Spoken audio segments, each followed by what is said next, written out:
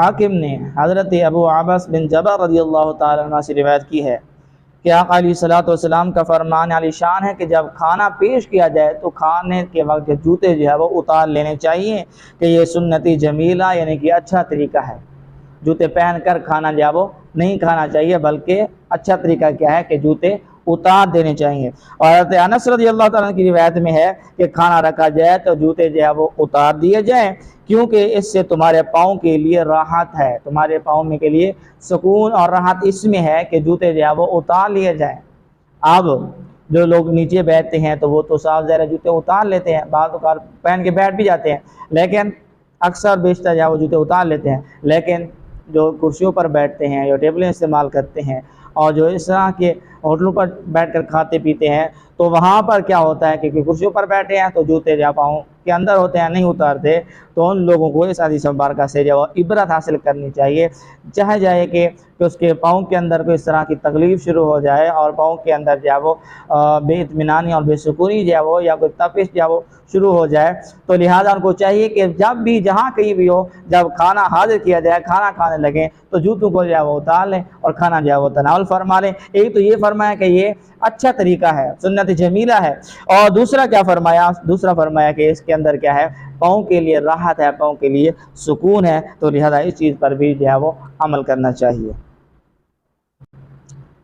صحیح بخاری و مسلم شریف میں حضرت ابو ہریرہ رضی اللہ تعالیٰ عنہ سے روایت ہے کہ کملی والے آقا علیہ الصلوۃ والسلام کا فرمان عالی شان ہے کہ کھانے کو کبھی بھی عیب نہیں لگانا چاہیے۔ اور آقا علیہ الصلوۃ والسلام کی سنت مبارکہ بھی یہی ہے کہ آقا علیہ الصلوۃ والسلام نے کبھی کھانے کو عیب نہیں لگایا۔ اگر خواہش ہوتی تو تناول فرما لیتے، اگر خواہش نہ ہوتی تو چھوڑ دیا کرتے تھے۔ تو یہی حکم جو ہے وہ امت کو بھی دیا کہ کھانے کے اندر جو ہے وہ عیب نہیں تلاش کرنا چاہیے، عیب نہیں نکالنا چاہیے۔ اگر کھانے کی خواہش ہے تو کھا لو، نہیں ہے تو۔ صحیح مسلم شریف میں حضرت جابر رضی اللہ تعالیٰ عنہ سے روایت ہے کہ آقا علیہ الصلوۃ والسلام نے فرمایا کہ ایک کا کھانا دو کو کفایت کر جاتا ہے، اور دو کا کھانا چار کو کفایت کر جاتا ہے، اور چار کا کھانا 8 کو کفایت کرتا ہے۔ وجہ کیا ہے؟ کہ مل جل کر بیٹھنا، بسم اللہ شریف پڑھنا، تو اس کی برکتیں فیوز و برکات کا شامل ہو جانا، تو پھر اس سے کیا ہو جاتا ہے کہ تھوڑا کھانا زیادہ افراد پر جو وہ کفایت کر جاتا ہے، اور بسم اللہ شریف کی برکت ہے، شیطان اس میں داخل نہیں ہو سکتا، اور وہ کھانا سب کو جو ہے وہ پورا بھی ہو جاتا ہے، اور مل بیٹھ کر جمع ہو کر اور اتفاق میں جو برکت ہے وہ بھی حاصل ہو جاتی ہے، اور بسم اللہ شریف کی برکت بھی جو ہے وہ حاصل ہو جاتی ہے۔ تو اس لیے تھوڑا آدمیوں کا کھانا جو ہے وہ زیادہ افراد کو جو ہے وہ کفایت کر جاتا ہے۔ مقدام بن معدی کرب رضی اللہ تعالیٰ عنہ سے روایت کی ہے،